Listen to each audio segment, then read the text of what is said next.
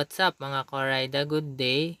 So, ang content natin for today is mag-i-install tayo ng Lighten telescopic. Ayan. Tsaka naka-magic lowered na rin siya mga karayda. At ito na po ang tindigan ng bini-build nating motor, si Gain. Ayan. So, na-install ko na pala ang ibang pyesa mga karayda. Hindi ko lang siya na-vlog.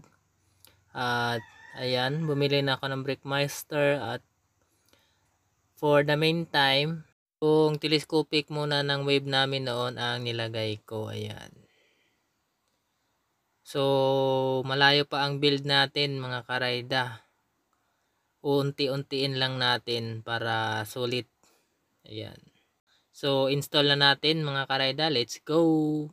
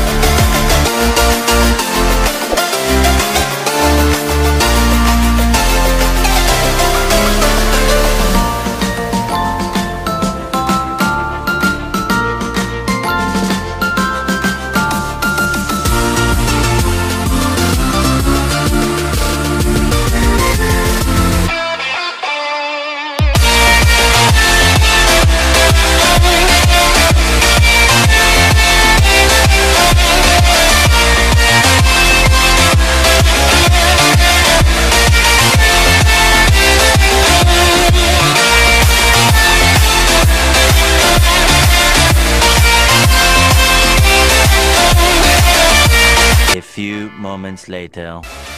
So, yan na ang pormahan mga karayda. Yan. So, ang kulang na lang is yung hub and mile spacer at saka rotor disc mga karayda. Ang kulang natin. At nag-order na ako. Baka next week darating na yun. So, hanggang dito na lang mga karayda. Thank you for watching. Bye-bye!